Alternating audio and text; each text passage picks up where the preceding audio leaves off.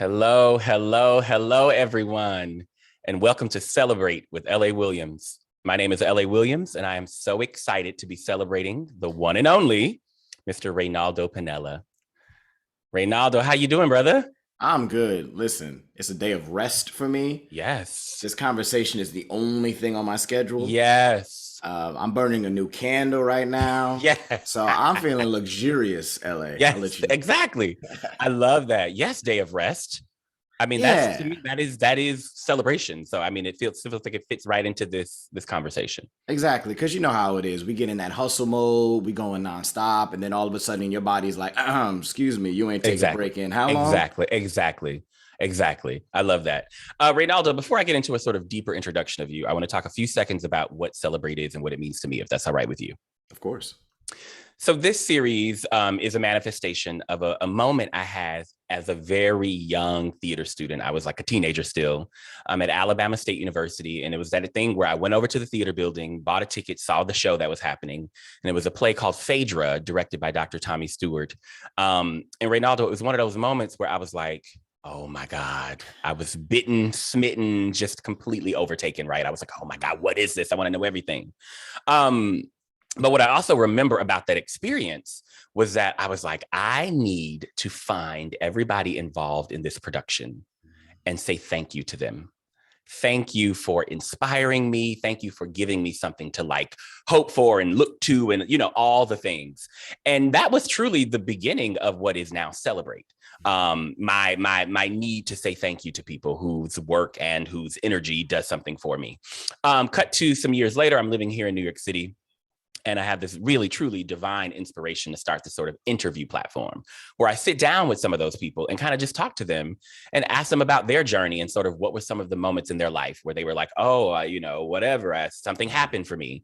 And then, 10 years later, here I am still doing Celebrate. And last fall, like everyone else, I was eager to sort of get back out there and see what was happening in the world, coming out of that sort of deep quarantine state.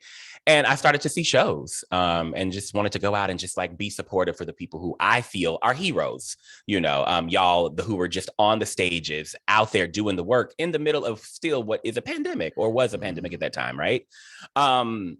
And so I'm so glad I did because I got to see some incredible shows, Reynaldo. I got to see Trouble in Mind that you were a part of and a whole bunch of other shows. So that leads me to this conversation with you, Reynaldo. And I'm going to keep it real with you right now, okay? You, Reynaldo, first of all, we did a reading. Did we do a reading back in the day? Ooh, I was thinking about this. I'm like, how did I meet LA? Because I Exactly. mean, we're in the same circles. Obviously, we All got the the same same circles. people, We have the same same community, people, all of it. right? But I'm like, what was the moment where we What was the connected? moment You that we know? connected? And I can't remember, but what I will say is I feel like we were in a room together doing a reading at some Hmm. point, which Yeah. is very possible. I also remember your outstanding performance in a play that I saw at Susan Laurie's play. Hmm. What was it? The last black man in the whole entire world. Death of the last black man in the whole entire world. And I remember seeing you in that gorgeous production and being so stunned by your work, working with you in the room, because I know we did a reading together. But also, Reynaldo, I wanted to celebrate you today because every time I come across you, your energy is just amazing. Your like energy just lights up the entire space. You're just always like kind and all the things. And here's the sort of real part. Although I did not get a chance to see you go on in Trouble in Mind, Reynaldo, I am so happy and thrilled for you Oh, for being able to go on Broadway in Trouble in Mind. Now, I have to ask you, was that your Broadway debut? it was, It and it was a was. long journey to get there, and there's a long Yes, story yes. behind it. I know, and I can't wait to hear it. Yeah, yeah. So I wanted to say congratulations to you. Thank you for being such a light, brother. We love you. And thank you for speaking up this season for understudies and sort of being a voice for us in that way, for people in that way. And one more thing that I've been so excited to say to you. Mhm. I wanted to say congratulations. And I want to celebrate, Reynaldo, your being cast in Thoughts of a Colored Man on Broadway Oh, thank you. to make your principal debut on Broadway. Mhm. I wanted to make sure you know that we are all so proud of you and happy for you. And although that thing happened the way it did because of COVID, I just want to let you know that we see you and we see that, and it's huge. And I just honestly wanted to honor all the work that you have done this season and in your career, and just, again, being a light. So I don't know if I'm speaking out of turn, but I wanted to make sure you know that we still celebrate. Oof, you got me about to cry on. I'm telling on you, Reynaldo. We haven't been talking 5 minutes yet. Exactly. I'm telling you. I was like, I'm going to find my brother and let him know we celebrate all of that, and that it doesn't in any way go away for us, and I hope that it doesn't for you. It's huge, Reynaldo. Congratulations. Thank you. And, I got to say, sometimes this career is a lonely one. It feels like we're in this by ourselves, for ourselves. So first, you creating this platform for us, right? To show us that there's people out there who share the love of the art, the love of the artistry, the love of community, the love of being of service. Yes. That's so important right now, particularly coming out of this pandemic, where so many of us have been in isolation. We've been living in fear. We've been living in uncertainty. So now that we can be in community physically together, what are we giving each other, whether that's energetically, whether that's physical, So this means a lot, LA, like for real, because it's been a journey. I mean, we've been on it together, you got those ups and those downs, but I'm trying to enjoy the peak I'm on, I'm not trying to look at what's below, maybe, the hard roads ahead. I'm looking at the abundance I have now in my life. That's right. I love that, Reynaldo. I love that. Okay, so the way I like to start these Celebrate conversations off is by asking you to celebrate, or let's just start by celebrating the day you were born, right? And that's meant to have you take us as far back as you want us to go, to wherever you want us to go, right? And talk to us about your earliest memory or your birth story or young life growing up as Reynaldo. Like, just talk to us about anything you want to sort of take us back to. Oh, yeah. So I'm a Scorpio. I was born October 29th. Okay. I'm real secretive about my age. People be wanting to know, how old are you? I'm like, man, I moisturize. That's none of your business. I love that. But I was born prematurely, So for whatever reason, I was ready to enter the world. My mom wasn't ready. She was like, hold on, I could have, used a heads up. Exactly. But, my mom calls me her miracle baby. Because before me, she had several miscarriages, and she didn't think she'd ever have another child. I have 2 older siblings from my mom, and she always wanted a son.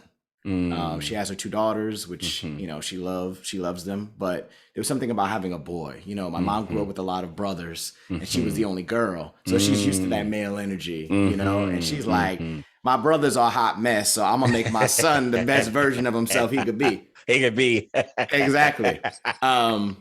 So, I came into the world with a lot of love.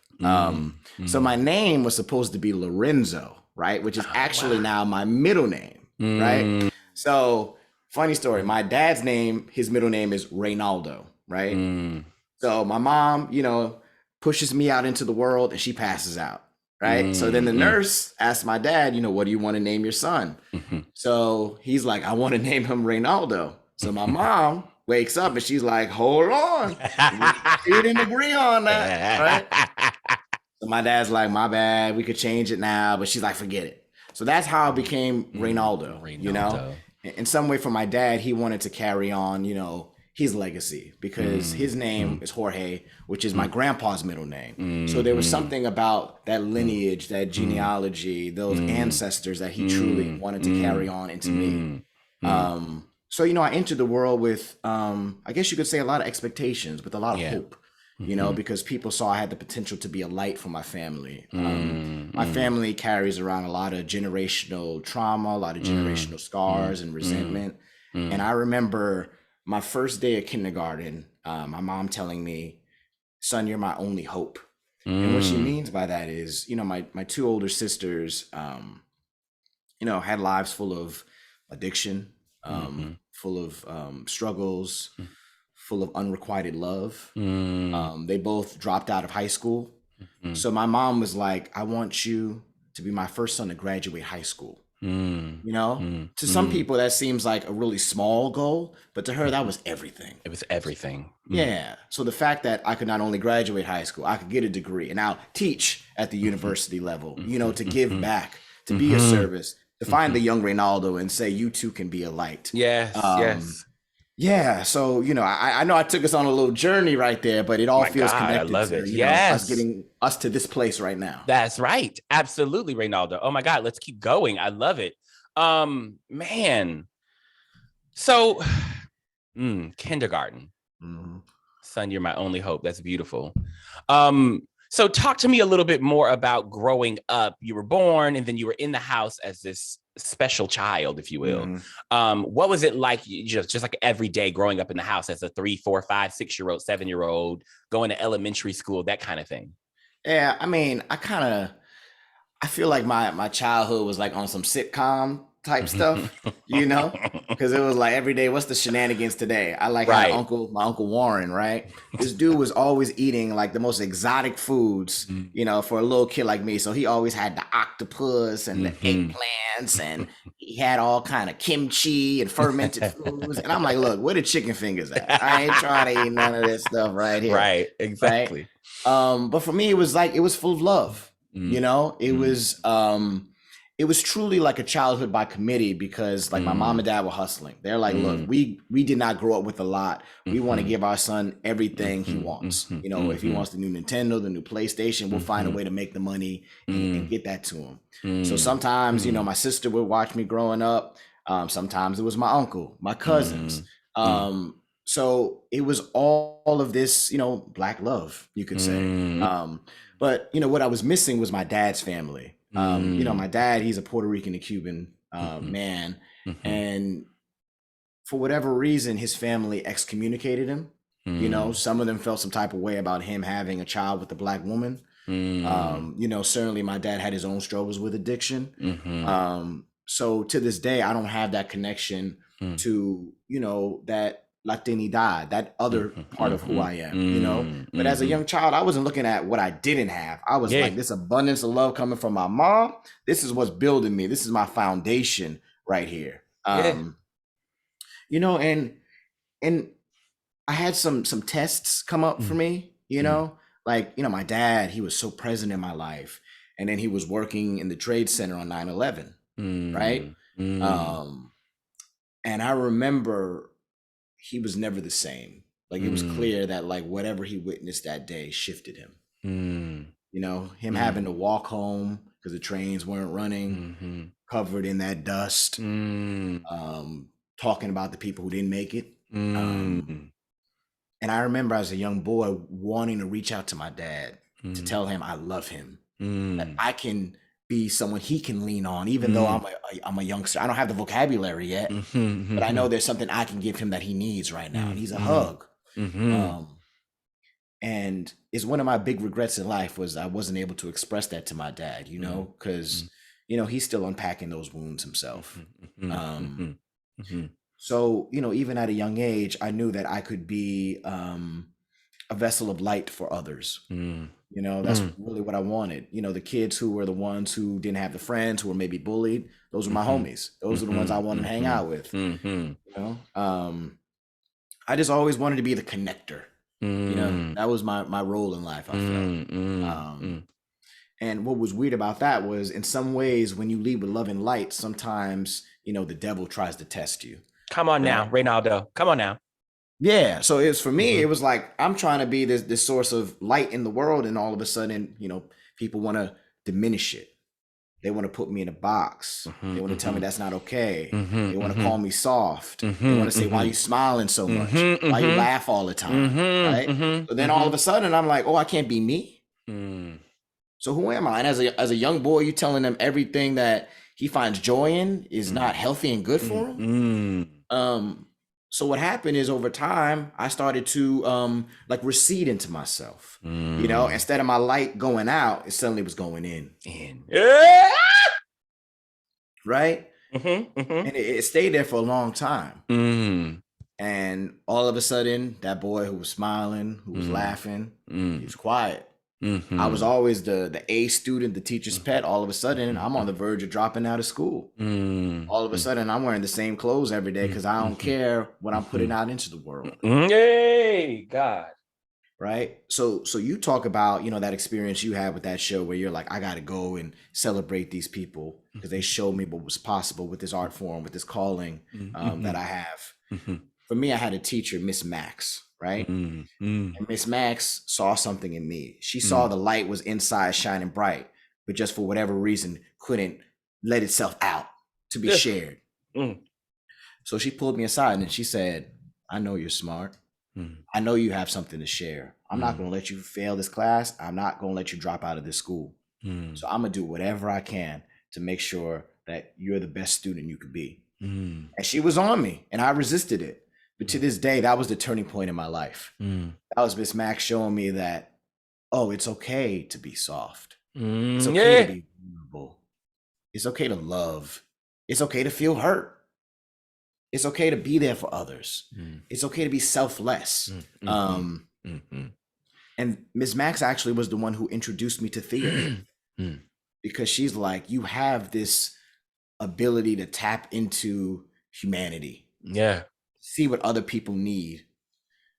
This lends perfectly to this art form. And for me, I was like, listen, I just came from a place where I'm trying not to be seen. All of a sudden, you trying to put me on a stage. Hold up. That's a big old leap right there, right? Yeah. But then all of a sudden, I was in a room of people who wanted to hear my voice, who actually wanted me to be louder, to take up more space. To form a community. To lift other people up, to tell a story together. And I'm like, into your emotions. Exactly. This is where I need to be, right? And the show for me that showed me I could do it professionally was actually In the Heights, right? Because for me, I mean, look, I'm a kid from New York. Like, yeah, we know there's Broadway, but we think of Broadway as, like Mamma Mia and, Mary Poppins, But for me, it was In the Heights because I'm like, oh snap, these people look like me, right? These are black and brown folks speaking how I speak, singing the music of my people, telling my story of the bodega and abuela and, Benny up the block and the artist and all that. I'm like, oh snap, I belong in this business. My voice can be heard. And I looked at all those people in that theater crying, applauding, and I'm like, that's what I want to do. I want to show people that their lives matter, that their stories need to be told, that they too are to be celebrated. So that like looking back now was sometimes, in life, I like to think of rejections as redirections, right? And for whatever reason, I had to experience what it was like to have my light diminished. So I knew what the opposite was. So that now I can know what it feels to actually have my light shining bright all the time. Yeah, God. Listen, Reynaldo, you gonna take me out already, child. You done brought tears to my eyes, and we've been talking. It feels like 2, 3, 4 minutes. Wow. Okay, couple things that I'm super present to that I want to just tease out. First of all, thank God for Miss Mac. Big God, let's celebrate that teacher and teachers everywhere. Really. I mean, I think your testimony, your story is a testament to how vital a good teacher is and can be, and how they truly are heroes, Reynaldo, and they will save us from ourselves even. Hey, God, I can't. Okay, we need to find that lady. I'll interview her. Where's she at? Thank God, right? So that's one thing. Another thing that I have to say is, I'm so interested in what you said about the light being so bright and so on. And then you having this moment where you were like, I have to turn the light inward and turn it inside. And while I understand exactly what you mean and if you will, the loss that comes with having to like go inside, I also hear, and this is just me now, the beauty of being able to turn the light inside, right? And And I don't know, but I just want to just say out loud that like my brain taps into, there's something really gorgeous when I hear you talk about us being able to turn the light within. And again, the devastation is that we don't get to share it and like beam it outwardly. But I do think there's a lot of value in being able to turn our light on the inside. And so I guess if I had to form a question for you, Reynaldo, it would be, in the spirit of celebration and transformation, what did you learn from turning your light on the inside? I think what I learned is we all got this battery, right, for our light. And sometimes that battery needs to recharge in order for that light to actually be bright, right? Because look, the pandemic has been hard in many ways, but what it gave me was time to recharge and recenter. Yes. And say, actually, what are the rooms where my light can shine brightest? Yes. What are the rooms that are not only asking me to shine my light, but are actually making my light grow, right? People who are combining their lights with mine, that are teaching me new ways to use my light. Yeah. So it took my light going in for me to see the potential of my light going out. Because so often, I mean, particularly in what we do, it's all about what we're giving, what we're doing. That's right. You know, versus like, actually, what do we need as people? Not just artists, but as people. As you know, and sometimes it's like you just need to break it down with someone like yourself, someone who's going to make you feel better, to make you feel full. Other times it's like, I got to pamper myself. I deserve to eat good food. I deserve to rest. Yes. So all of that contributes to the light, because when I'm my fullest self, I can actually be fully there for everyone else. Yeah, that's Reynaldo, get off my phone. This interview is over. I am done. Get off my phone. I can't. Oh my God. Thank you for that. Thank you for following me and going along with that, because it is so important to me, Reynaldo. And that's a big part of what Celebrate is about, that we find the transformative ability in all of the moments. Like we find that thing that we can sort of turn it around and see it from a lighter, higher perspective. And you're right there. The other thing I want to say thank you for is you just described my entire pandemic. Okay. That's been me this past 2 years. What happens when I turn that light and all that energy inward? And there's recharging that happens that you talk about. There's, oh shit, this is the impact of that light. This is what that light is capable of. This is the reach of that light. You know, this is the brightness of that light. You have time to sit with the light. Anyway, Reynaldo. Oh, another thing I want to, you got me so excited because this is so juicy. There's one more thing that I want to sort of go back to before we move forward in the journey. Where did you grow up? Like, where did you grow up? You mentioned New York City very briefly, and I guess I want to know, where were you, and like talk a little bit about sort of the environment outside of your household, like whatever that place was. Yeah. So most of my years growing up was in East New York, Brooklyn, right? And what's so interesting about that is I say East New York and people got an image in their mind already, right? Yeah. They're like, oh, your life was struggle, your life was violence, your life was fear. Actually, it wasn't really that. It was a lot of people in the community uplifting each other. It was us growing up together. Yes. The generational aspects of that, because we were the youngsters, but then the OGs were looking out for us and didn't want us to repeat the same mistakes they did. So there was always this intergenerational exchange happening. So like,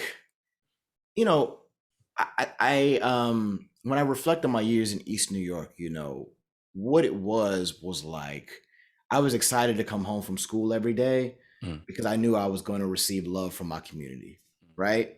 Because like, we had the neighborhood boys, we had, the grandma who would sit on her terrace all day and make sure we weren't causing no, ruckus in the streets. We had the local dude at the bodega who was, making sure we always were fed, even if we had no money. Come on now.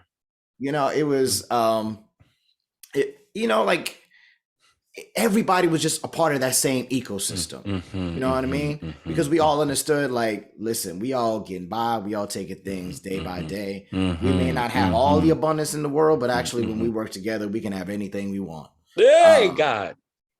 So, like my dudes from back in the day, like they're still my family. Like when I reflect on the man I am today, it's because I saw in them what it is to be a brother, what it is to be a partner, what it is to be a son, what it is to just be a good neighbor. you To be a know? good neighbor. Yeah.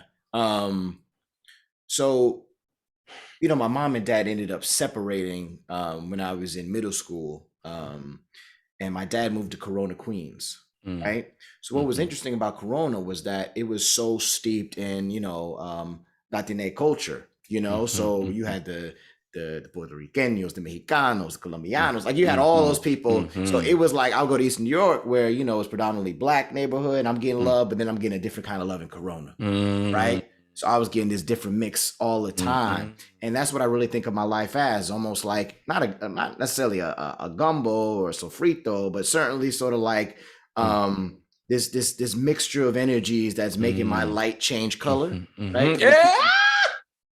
Right. Because we think of the light as only being one color. No, my light's it's a rainbow, and it got different shades and it's always evolving, So, Yes. and I think that really came from my childhood of seeing like actually the how connected we are as people. Like our communities might be segregated, but really there's so much we share in terms of So love, much we share. the rhythms of how we speak, how we move, how we dance. So all of that was influencing me as a youngster, and I think really influences my art today.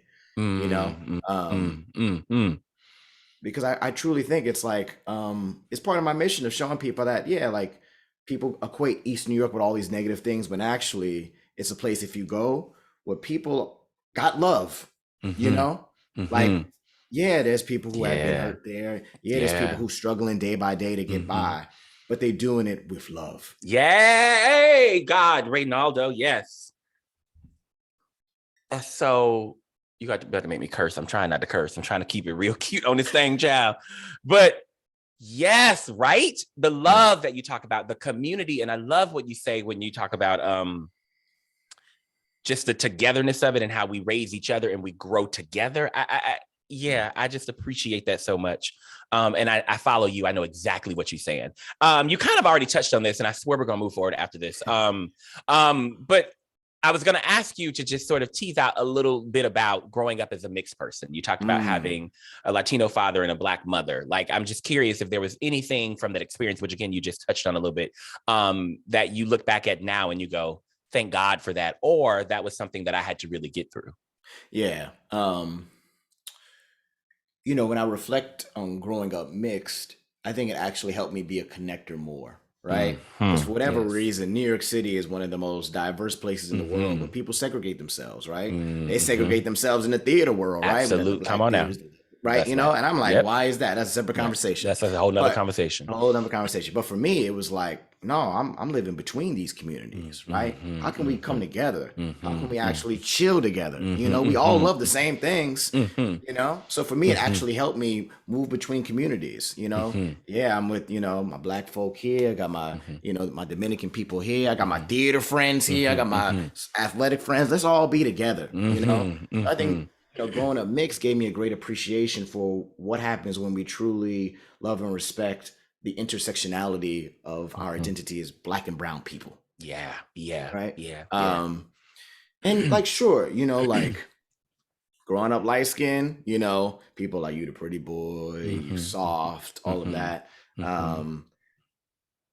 And I certainly like, we could talk about the colorism aspect of that because that's real as well. Yeah, absolutely.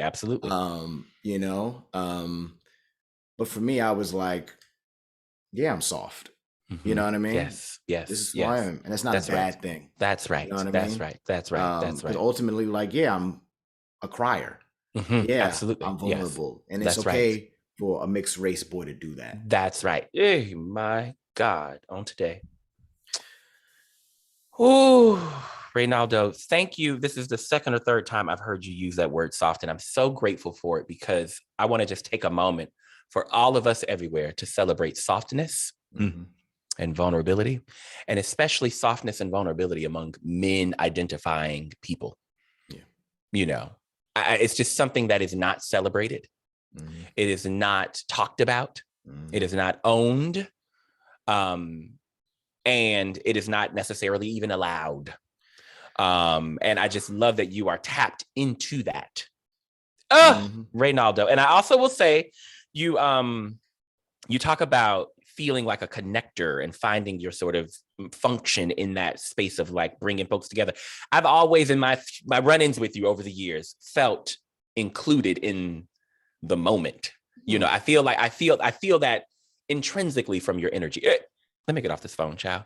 And so I just want to let you know that hearing you talk about these things are all making sense. I want to move forward to are you one of those people that went to like a fancy performing arts high school? When did you first like, no, I'm an artist, I want to be an actor or an artist? Did you have like a seminal moment in middle school or high school or anything like that? You know, for me, I did not think a life in the arts was possible. But I also knew that the 9-to-5 life was not for me, right? I love the freedom to rest, the freedom to connect, the freedom to play. Yes. Right? That's so important to my spirit. So I didn't know what that space was as a young person. I thought maybe it's in athletics, like, you know, because, you know, growing up in East New York, you know, you don't have the abundance of sort of like cultural experience. You know, there's not the museums in your neighborhood. There's not, you know, concerts happening. So, you know, thankfully my local high school, you know, brought us to In the Heights, as I mentioned. And I was like, oh, snap, you could do this as a career. How do you do that? Oh, you got to audition? Cool. I'm just going to do it. You know, because I come from a family of hustlers, people that was like, listen, the path may not be paved for me. I may have to pave the road myself. But if I got a mission, I'm gonna find a way to do it. That's right. You know, that's the journey my ancestors took. You know, whether it's them, you know, coming from Cuba, you know, escaping that regime, you know, whether it's them moving up from the South, you know, trying to plant new roots here, away from all the things that happened down there. That's right. So for me, I was like, you know, people might go to school, they might, you know, take that, you know, degree route. That just doesn't feel like my route. You know, I'm someone whose journey has taken twists and turns, and I'm gonna trust the journey. Yay, right? God. Because so often, you know, we think what we do is a straight line, right? I just keep going in this direction. When actually, you know, you got to take those redirections. You got to take those side roads. You got to get off the highway sometimes. You got to get you know, to learn some lessons, to get some experience here, so that when you get back on the highway, you know exactly which direction you're going and what speed you need to go, right? So, you know, it was a hustle. I'm not gonna lie to you. You know, I was doing a lot of work where, you know, I wasn't being paid. Maybe my artistry wasn't being respected. But for me, I was like, you know, I'm climbing up a ladder and I'm gonna take it one step at a time, right? Because I knew for me, it's like me getting to this place is already success. I'm already a success, right? Okay. You know, because I told you, you know, early in our conversation, my mom was like, you know, I want you to graduate high school. I did that, you know? So I did what I came to do. Exactly. I did it. Yeah. Done, you know? Done. So for me at this point, like, you know, I got my side jobs. I'm working retail. I'm making my little money here and there. I'm living at home, supporting my mom as much as I can. But I started to like find my community, right? I started, you know, getting stuff at the National Black Theater, at the Classical Theater Harlem, finding the people that still support me to this day, that foundation, right? Because we don't do anything alone, you know. It's those people, those mentors, even your peers that are going to help you, you know, in the good times and maybe the lean times. That's right. Come on, lean times, yes. Yeah. So it still feels like my journey is continuing, you know, because some people feel like, oh, you've done the Broadway, you've done the TV and film, you've made it. I'm like, no, actually, I'm still growing. How can I actually take on new roles where I'm not just part of the cast, but I'm actually a leader in it? Come on now. Come on now. Because for me, I'm also like, how can I create the spaces for this light and love that I keep talking about, right? That's right. That's right. Sometimes finding these rooms where people love you are hard to find. Hard to find. Right? So we can complain or we can create. So that's where I am now. You know, I'm trying to add that to my skill set. You know, how to speak the truth to power, right? That's right. For a long time, particularly as Black and brown folks, I mean, we feel like we just get underpaid because that's the way it is. Where I'm like, no, actually, I'm gonna make sure that even if I got to sacrifice my gig, people gonna be respected and paid what they deserve. That's right. That's right. So, coming into that power is scary though. I'm not gonna lie to you. Talk about it now. Come on, talk Because about I talked it, about Reynaldo. before that light going in when I was younger, but when you get older and you're a professional, all of a sudden you feel that same thing happening. Right. Of like, right. I'm in the room, I should be grateful, right? They Right, teach us right. this scarcity mindset of like, we should just be thankful and grateful for any opportunities, as opposed to being like, no, I'm a trained professional. I put in years of my life into this craft. Right. Actually, you're lucky to have me in this room, bringing light and love to these words, to this story. Yes. So that's where my journey is right now, is coming fully into that. Yeah, coming fully into that. Yeah. Reynaldo, man, you are giving it to us. After high school, what did you do? Did you go to college? If not, what did you do? How did you sort of enter into the professional workforce as an actor? Like, was there an audition, or was there, you know what I mean? Yeah. So I graduate high school and I'm like, I made it. So my dad is like, no, I want you to graduate college now. So I'm like, oh, okay. Changing the end goal right now. Yeah, exactly. Moving the goalpost.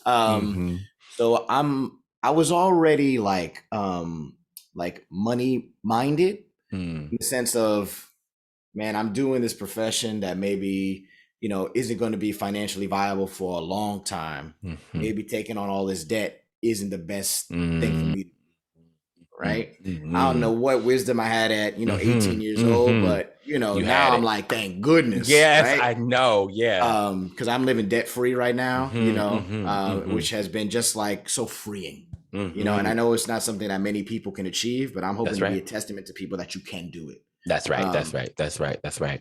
So I started going to CUNY. I was going to CUNY Brooklyn College, right? Just as a BA theater major. Because I'm like, look, I don't know everything. I don't know anything about theater history. I don't know anything about the technical side. Let me at least get this broad education here while I'm trying to audition and enter the professional world, right? So when I was 18, I auditioned for the Flea Theater, for the Bats, right? And most of these people were, in their 20s, had a BFA or MFA, and I'm just, high school kid. And not even like a high school kid from like a LaGuardia Performing Arts. Right. Yeah, my high school was for agriculture. Right?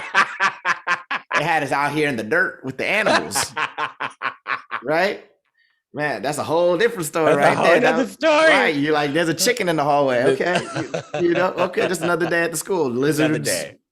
Crazy. But what I did have was ambition, and I had drive. Right. I was young and I was eager.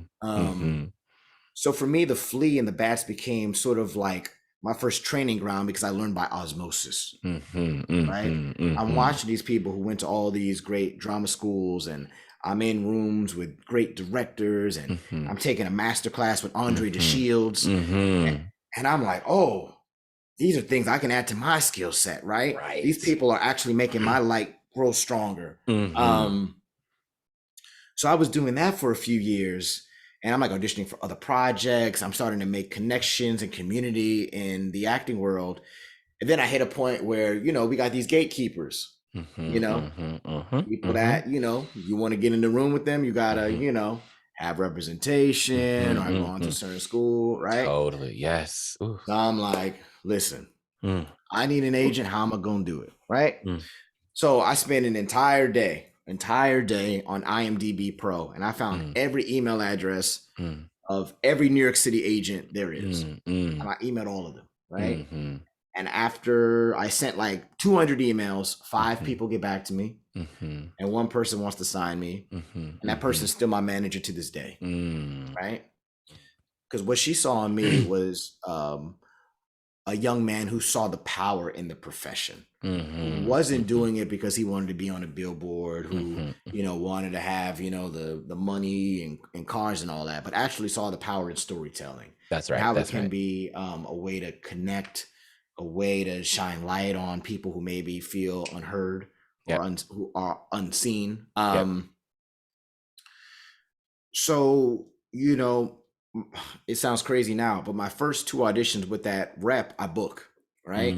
So my first equity gig, which was Romeo and Juliet at the Actors Theater of Louisville, and then my first, professional TV gig, which was an episode of Law and Order, right? But also, I mean, at this point, I don't know everything. I got a lot of growing to do, so I'm still learning by osmosis. I had never done 8 shows a week, so the stamina needed with that. So like Yvette Gagne actually was an actor on that show, and she became sort of like a theater mama to me, to this day. She was somebody that was like, listen, you're going to be on my hip. You're going to see what it takes. How you enter a room, how you treat people with respect, and how you show people that you're not somebody to mess with, even though you're young, right? Because a lot of times when you're young, people think they could just like push you around. You don't know nothing, wait your turn. Yvette was one of the people who made sure that wouldn't happen to me. Come on now. Right? So I got to celebrate her right now. Celebrate Yvette Gagne. Yes, thank you for that. Let's celebrate Yvette. Thank you for that. Yeah. Because even, like now I'm a playwright and, first play, that's the baby, right? That's the most vulnerable. And Yvette was in that room for a reason, one of the actors, because I knew that she would nurture me and my creativity in that way. Right. So, from that experience at Actors Theater, I was like, oh, cool. All right, I'm a professional now. Suddenly I had that confidence. It wasn't just like the equity card, but it was that I could hold my own with these actors who had worked at all the theaters and with all the fancy directors. But also it felt like the universe was telling me that I still had more learning to do, right? And what I mean is I had an experience where I was working at the Oregon Shakespeare Festival, right? So OSF, that's one of the premier theaters, making good money, like there's people who live there and work there for years. That's right. Start families out there, right? That's right. So here I am, I'm like, 22, 23 years old at this point. I'm like, oh, wow, I'm this young and I'm here. Oh, sky's the limit. I end up getting fired, right? And it was an experience where I had never been told I wasn't enough before in theater, right? Because theater for me was always about the light and the love. So then all of a sudden, I'm like, I show up off book. I'm doing everything you need me to do. I'm like asking to have coffee with the director because I want to make things right, and they're not reciprocating, and I'm talking to my other cast members and they don't know why there's this weird energy. And then you fire me the day before tech, and I'm like, we had 4 weeks of rehearsal, we could have talked about, what I mean? It was just like, how did I get here, So it put me in a bad place, right? Because I went from having work from January to November to having no work at all. So you think about that. February 1st, I'm unemployed. I had moved my entire life to Oregon. Right. So I remember that flight back to New York. It's a long flight, naturally, because you got to fly from Oregon to LAX to LaGuardia, I think, right? Jesus, wow. My phone died. I had nothing to read. The guy next to me was coughing the whole time. And I'm like, it doesn't feel like my life could get any lower, right? Because when I get back to New York, everyone was asking me, oh, I thought you were in Oregon, right? So I'm reliving my trauma every day. So I fell into a bad place. I was drinking a lot, not sleeping, just not a good person, and it took a lover at the time to say to me, like, you need to go to therapy, right? Because this trauma is not just this trauma, but a bunch of trauma you're holding from other incidents. Hey, God, right? yes, yeah. And when you were younger in middle school and people told you to stop smiling. Yeah. Right? So this incident in Oregon at OSF triggered some old wounds that never healed properly. So I still go to therapy to this day. I go once a week. It's been transformational to my life. We brought up softness, and I think it allows me to be soft. Yes. And, and sometimes the world does test me. I can feel myself trying to put that armor back on. Yes, right. That's right. But it just shows it's a process. It's a process. Because we're always growing. You know, there's new things that happen. So how can we learn a new language where when things happen, you're not letting it fester, but you're breathing it in and releasing it. So, you know, once I had that terrible experience at OSF, I was like, it's the worst that can happen to me, right? You know, as an artist, you always fear getting fired, right? And that's happened. So in a way, it was liberating. Yeah. Get off my phone. Yeah. Oh my God. Talk about the liberation for 2 seconds, please. Talk about the liberation. Yeah, because the liberation for me was like, oh, okay, I've had this experience and I not only survived, but I'm better for it. Hey, God, right? That's it. So I had this experience where, you know, I was in this room trying to please somebody. Yeah, you can't hang nothing over my head no more. Right. You know, and all of a sudden I'm like, okay, so I was trying to please you. That wasn't enough. Cool. I'm gonna live my truth. Right. And if it's not enough for you, cool, because it's gonna be somebody else's truth. Right. There's gonna be a room for me out there.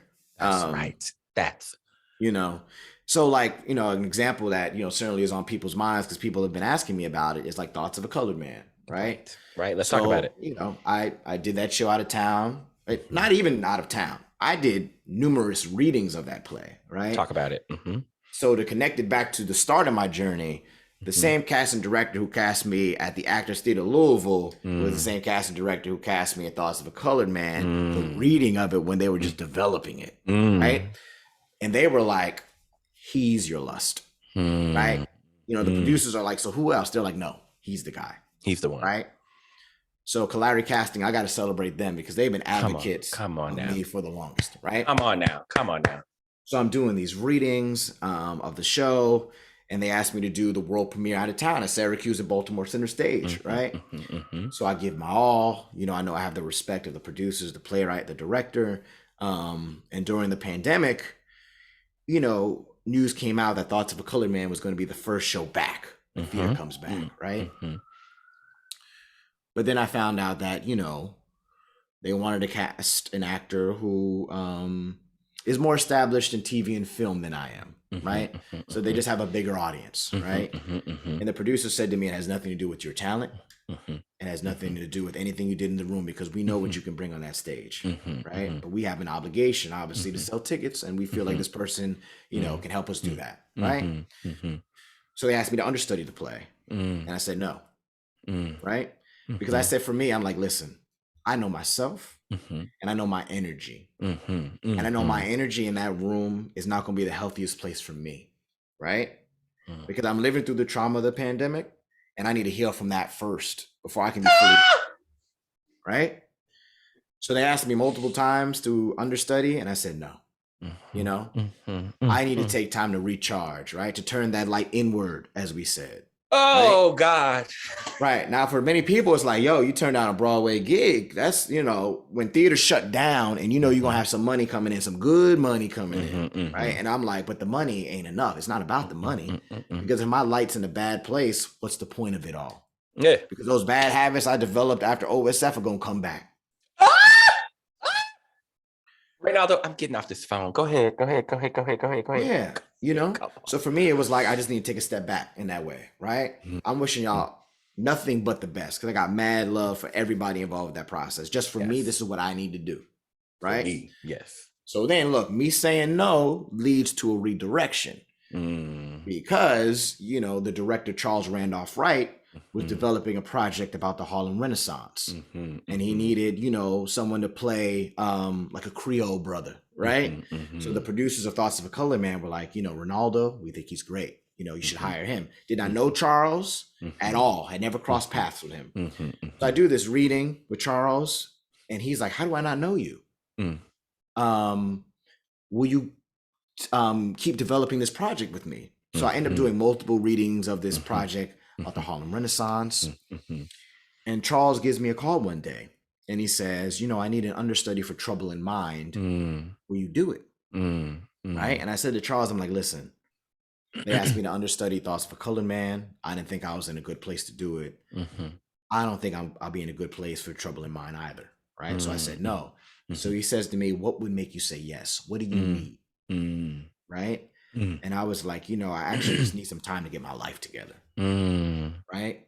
You know, because I know like if I commit to your process, that's going to be my life. That's going to be my life. Right? because y'all been in rehearsal, y'all about to start tech. I'm going to be behind because the other understudies, you know, they've already just been in the room feeling that energy.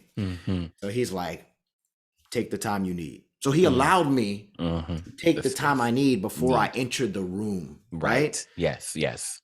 And my second day of rehearsal for Trouble in Mind was actually my birthday. So these people I didn't know were celebrating me. Yay! God. And at the same time, I have my first production as a playwright happening at NYU Tisch simultaneously, right? So I'm sitting in rehearsal, and I'm also in rehearsal for a play I wrote, right? So then I'm double booked. And then the role I originated in Thoughts of a Colored Man becomes available, and they asked me to take over, but I'm still in Trouble in Mind. So Roundabout and Charles work out an arrangement that I can do both shows at the same time. So by me saying no and asking for what I need, it led to 2 opportunities at the same time. And I made history in that way. Yeah. 'Cause I don't think there have been many actors who've been in 2 Broadway shows at the same time. Come on now. You know, and the thing is, right? So I went off for Trouble in Mind. And that was crazy. You know, like it was something I did not think would happen. And it did. And I had that experience and I learned so much. Because I'm up there with, you know, royalty, LaShawn, Yes, God, yes, Giants, Jessica Francis Dukes. That's right. Know. Yes, yeah. So I'm doing that show and I'm going on for that. And then I find out Thoughts of a Colored Man is closing, right?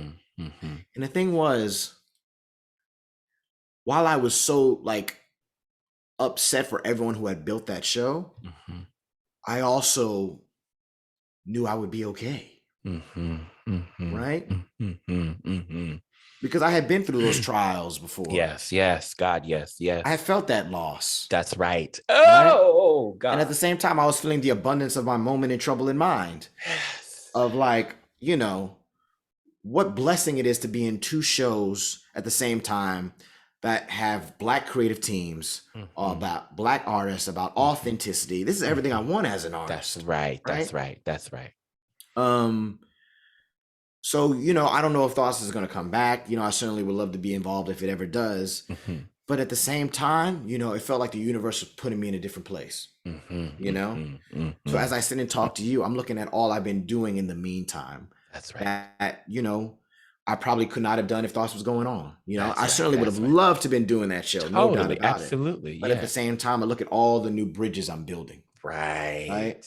All those new roads I'm going down, all the new things I'm learning, you know? So, you know, it feels like every time I stumble is just because I'm just learning a new vocabulary for myself. I'm just learning what it is to, you know, hit a bump and keep going better than before.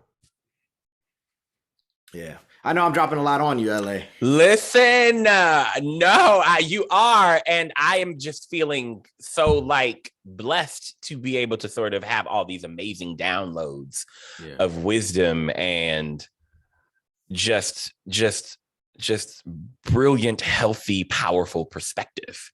Yeah. You know what I mean? And it's not just that you're like dropping gems and like boom, boom, you know, it's that you're also being very authentic and transparent about where that brilliance and wisdom comes from, right? Like you're talking about sort of, you're taking us up and through. You're taking us up and through, Reynaldo. Like you are taking us up and through. And that's what I appreciate so much and I can also relate to so much of what you're saying. So. Yeah, because I mean, in the age of social media, people only see the wins. They only see the wins. Right? They only see what they see. Exactly. It's real curated. That's right. So for me, I'm like, how can I show people what's underneath that? Come on now. You know, when I'm feeling vulnerable, when I feel like I'm not enough, when I need love myself, you know? And what I find is when I'm authentic and open about what I need, people comment and say to me like, thank you for saying that. Yes. It's good to know I'm not alone. Yes, that's exactly right. That's exactly right, Reynaldo. And, you know, and I appreciate this so much because this space is so much about being able to share all of the juice that comes behind what we think we know and what we see. You know, I had no idea what you just shared with me about your journey with Trouble or Thoughts. But I will tell you this, and I have a friend, a very close friend who can attest to this. When we saw the announcement that you were going to go on in Thoughts, I had already heard that you had gone on in trouble. And I thought, damn, I wish could go back and see it. I'd seen the show twice, by the way, already. And then when we found out it was going to close, Thoughts, I called my friend and I said, but I can't stop thinking about Reynaldo and the other actors, right? So I was truly with you. Yeah. My heart was with you. My energy was with you. And I knew that I could never express that in a comment or a heart emoji on, and so I said, I'm going to celebrate this person for being the brilliant human being you are. And what you don't know is, and I'll just say it really quickly, Reynaldo, you actually were, it was an interview that you did a couple months ago about understudies. I think it was like some NBC interview. I don't know what it was, but it was a little snippet I watched. And you talked about the humanity behind us as artists and the fact that we have lives. And that was a huge jolt of energy for me when I was starting Celebrate back up. I said, oh, that's what I want this platform to be about, right? Is what we're talking about. The real shit, the humanness, the stuff, the ups and the downs, the softness and the heart. And I'm going to retreat back into myself because I'm scared and I don't know what I'm going to do. I want these conversations to be exactly what we're having right now. And I knew from if no other reason that I want to have you on to celebrate you and say thank you, I wanted to say thank you for that little snippet of an interview I watched where I thought Reynaldo gets it. He gets what I'm saying with Celebrate. I want to talk about all of the juice behind it because that shit is just as worthy, if not more worthy of celebration, because like you just said, it gives us so much perspective and opportunity to learn and grow in ways that we're not thinking about. So listen, forever grateful. In the spirit of lightheartedness and fun, I like to do this thing this season where I'm just like, let's talk about some of Reynaldo's favorite things. Like, what's your favorite food? Just in the spirit of trying to get to know you a little bit better too. Wow. Just lighthearted stuff. Like, what's your favorite food, favorite city, favorite musician? Yeah, my favorite food is lasagna. Yes. Particularly my mom's lasagna, because there's something to me of the layers of it. You know what I mean? You're building something, it feels like, you got the noodles, you got the meat or the veggies, depending, on your diet, you got your cheese, you got sauce, and it's like this great combination, in many ways, it feels like kind of like who I am. We're also layered. We're also different, but when we're together and married, it makes something like truly magical. Yeah. Yeah. So like anytime I can have lasagna, I could eat a pan at any moment. It's funny because people are like, bro, you thin as hell. How the hell, you eat all the damn time. But like food for me is one of the great pleasures of life. In late 2019, I got to go to Cuba. I got to go to the land of my ancestors. That's right. And one of the main things I wanted to do there was eat their food. Like to experience what that is, to be a part of that diaspora. Yeah. Like that connection of like what it is to like eat food, like eat fish they just caught. That's right. That's right. Fresh out of the ocean. Fresh out of the ocean. Yeah. So for me, like I'm a big cook in that way, and I'm actually learning new recipes. I don't know, probably behind me, it's a little cover right now, but I got the Black Food book by Bryant Terry, which I highly recommend to people right here. It's just like a great encyclopedia of like not only Black food but Black history. Because it breaks down the cuisines by region, by geography. So we're going to the Caribbean, we're going to the motherland. We're going to Black people who maybe lived in places we wouldn't expect.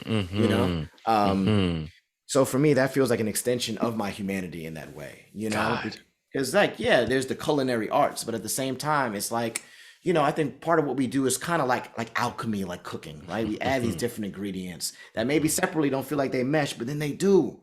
And they make something that combines all of our life experience in a dish. Right. You share that. That's a gift you can give to other people. That's right. That's right. So what else? Sorry, I got a little side. No, it's good. There. You got me thinking about my mama's lasagna. I'm like, my mouth is watering. My mouth is watery. I'm like, I'm gonna call my mommy tonight and be like, Mom, lasagna, send me some in the mail. Facts. Yeah, what else? Listen, I had some watermelon today. It's my favorite fruit. Yes. Because there's something about it. It's so good. Like, you know what I mean? Like, and it's also like, it's hydrating. It's replenishing. It's very replenishing. All the time. It has the fiber. It fills you up. Yes, it does. It makes great juice. That's right. If you like to drink alcohol, goes great in that too. That's right. there's just something about like watermelon for me that connects me back to my childhood. I love You that. know, it being Mm-hmm. hot. You Mm-hmm. know, maybe it's a barbecue, Mm-hmm. and you get Mm-hmm. you some watermelon. It Mm-hmm. you know, it fills Mm-hmm. you up and it hydrates you. You could go play Mm-hmm. for another hour. You know, it's like there's something about like that thing. Like it's so big you can't carry it because you're so That's right. young, and That's right. you gotta get your uncle to cut it, That's and right. then you might get a seed in it, and then you're like, is a watermelon gonna grow inside of me if I swallow it? Um, it truly just like brings me back. Like I can smell the Mm, grill going mm, with the barbecue when I think about mm, watermelon. mm, You know, and then like you might mm, just eat a slice with your hand, you know, hold it mm-hmm. like that. Might be a big Yeah. slice, you might have to use two hands. Have you ever had a Um, yellow slice? A yellow slice of watermelon? no. Child, it's Oh, called yellow meat watermelon, and okay. it's watermelon. It's just yellow. Like Really? the meat of it is yellow, and That's it is crazy. good. Oh, it's Okay. so good. Yeah, it's a whole thing. Get you a yellow watermelon, or I don't know. You'll find it at a nice, good produce store or someplace. Okay. But I will say the only time I've ever had it was in the South, so Okay. I haven't seen one like at Whole Foods, right? Yeah. So And that's why I that's love to dope. travel. You know, like I Mm-hmm, mean, mm-hmm, it's a thing like as artists where we feel like, you know, we just always got to be available mm-hmm, because you mm-hmm, just never know when a job comes mm-hmm, around. mm-hmm, And mm-hmm. actually, as we talk about turning that light inward, you know, traveling is a big part of like, let me take my R&R, but also have this new experience, Right. right? To meet new people, to learn a That's new right. language, a new That's way of right. life, That's right? right. That's Because there right. was something that Mm. happened when I went to Cuba where I'm walking around through the streets and my entire body relaxed, Mm. right? And it was Mm-hmm. scary Mm-hmm. because, you know, I'm used to pounding the pavement of New York Mm-hmm. City. I'm used to that tension all the time, Right. right? And Attention. all of a Yep. sudden, I'm like, oh, what's happening? And I'm like, all right, this is the land of my ancestors. Mm. Mm. Right now, I'm connected to something deeper Mm. right now, Mm-hmm. right? And what it is to just like be, Mm-hmm. to not just be walking and go to the next place, but to actually live in the moment, That's right. to That's take in exactly what's right. going on That's right. around you, That's to right. look up That's at right. the sky. Mm. So that's something I want to do more of, particularly this year, you know, and I know Mm-hmm. things have, you know, been changing so much with the pandemic and all of Mm-hmm. that. Mm-hmm. But I truly just want to like get back in touch with like my curiosity, Mm-hmm. right? Because I love just going to a place and like having to like figure it out, That's right. Yes. you know, because Same. what I Yeah. find is that people are really generous That's right. and They are. people, they will help you. They want to learn about you, Yes, they do. you know, because I remember, look, I was in Cuba. I was partying a little hard. I was a little tipsy, not gonna lie to you, right? And I found this restaurant. There's a guy in front of the restaurant who saw me and said, I love my black people, Mm. right? Never met Mm-hmm. this man, never seen him in my Mm-hmm. life, Mm. you know? And I was like, hey, where can I get some good food? And he pointed me Mm-hmm. right in the right direction, Mm-hmm. right? Mm-hmm. So like being in a new place, but still having that community, you I love know? that. Yeah. Um, yeah. So like traveling, I Mm. just like, if I could do it all the time, like it's something that like just like makes me a better human being. You know, when we talk Mm-hmm. about humanity in Absolutely. that way. Absolutely. Um, Absolutely. yeah. That's amazing. Thank you for that. Thank you for that, Reynaldo. Yeah, all my senses are flaring just from the watermelon to the lasagna to Cuba, all of it. Okay, so the way I like to wrap these conversations up, because I can listen to you, brother, for the rest of my life. You are just full of wisdom and brilliance, and heart and all the things. What does it mean to you to be celebrated? Mm. Oof. What does it mean to be celebrated? You even saying that makes me want to cry a little bit, right? Mm-hmm, Because I think mm-hmm, for so long in my life, I've struggled with feeling enough, right? mm-hmm, Feeling mm-hmm, like I'm someone who has something to share, who has mm-hmm, some wisdom. mm-hmm, mm-hmm, Um, so in some ways, you saying you want to celebrate me makes me feel appreciated, mm-hmm, makes me mm-hmm, feel seen. mm-hmm, mm-hmm. It shows me I'm not alone. Mhm, mhm, Um, and it shows me that I'm doing something right, you know? mhm, mhm. Because, you know, so often in life, I find, you know, we put the energy out there and we don't know how it's being received, That's right. That's right. you know, and we doubt ourselves, we That's question right. Yes. ourselves. Yes. So you even Yes. saying like, you know, when you're in the same space as me, you always feel included. That shows that, Absolutely. you know, that can feel like smallest gesture, but like That's that's right. all I want people to feel. That's right. That's You know, right. that I'm never trying to push people away. That's right. That's right. That's Um, right. so I can tend to like not be. selfish in the way that I don't want to be celebrated. I want to celebrate other people. Mm-hmm. But at the same time, I think I'm learning for myself that no, you can pat yourself on the back. Absolutely. You can celebrate how far you've come and how far you're still going. That's right. That's right. That's right. That's right. That's right. Oh, Jesus. That's so good. That's so right. That's exactly right. Jesus, Reynaldo, thank you for that. What or who do you celebrate? Ooh, what or who do I celebrate? I celebrate my mom. I celebrate my mom, a woman who grew up without a dad, a woman who grew up raising 3 kids by herself, a woman who may be in her 60s but still hits the club. Yes, mama. A woman who like taught me how to laugh, taught me how to love, and a woman who's also like trying to get everything out of life. Love that. Because my mom, having experienced loss at such a young age, knew how truly how much of a gift we have, right? With life. That each day is a gift. That there's something new we can do. There's something more we can share. My mom is the most selfless person I've ever met. She gives and gives and gives to the point where sometimes I have to say, like, it's okay to have for yourself. That's right. That's right.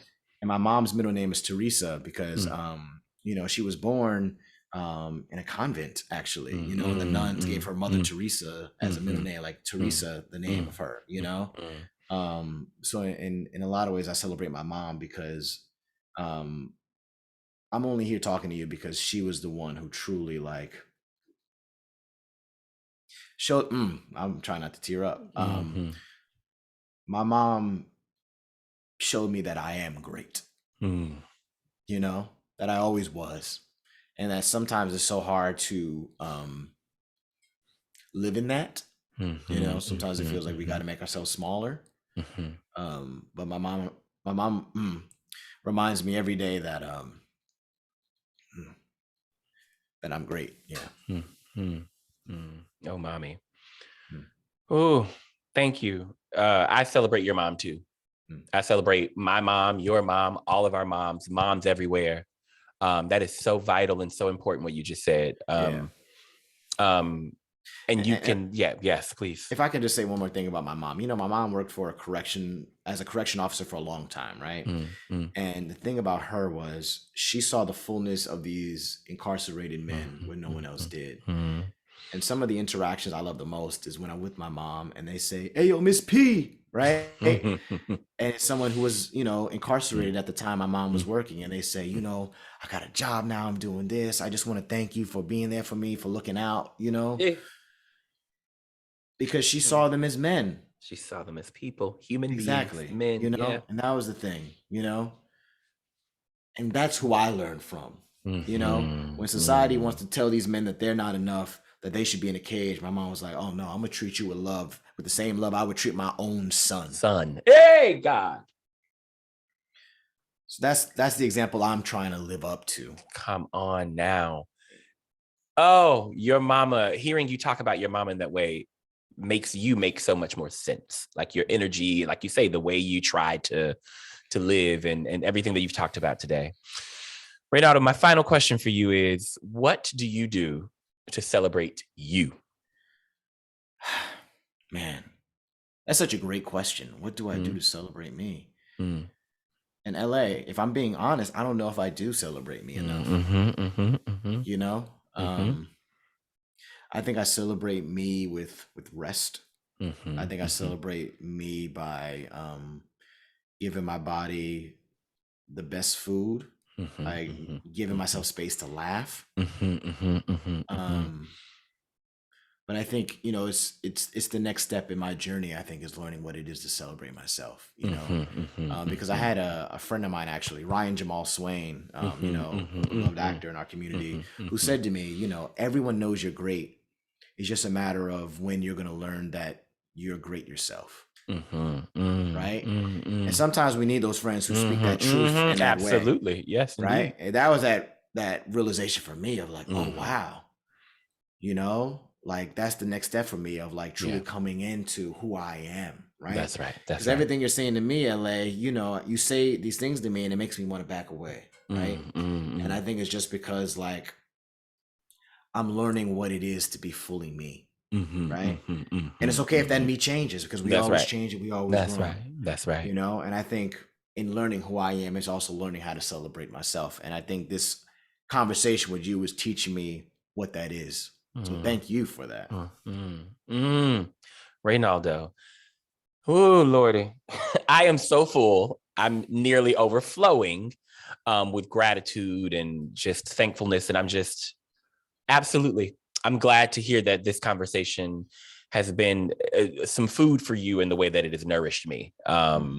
And know that I mean every word I say. I feel like I don't have to say that. I know you know that I'm not, I ain't get you on here to fake with you for an hour. I mean, that makes no sense at all.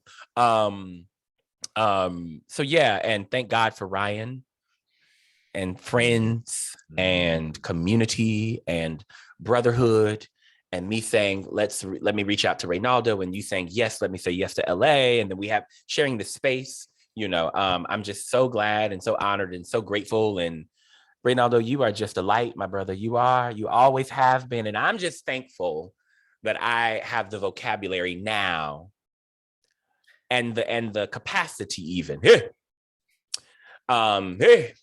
to create such a space to be able to say what I mean and in my truest, most honest, deepest fashion, you know.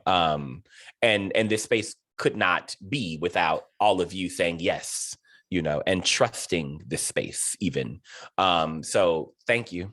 Congratulations. And I gotta say, LA, it was like us saying yes to you is because we know that you're someone who needs to be celebrated also. Right? Because we're saying yes because we know our stories, our struggles are going to be held up with love by you. Right? Absolutely. Yeah. Because it's, I mean, I've watched these conversations and, you know, people are keeping it real, you know, and it's because you create an environment, you know, even over Zoom where people feel like they can open up.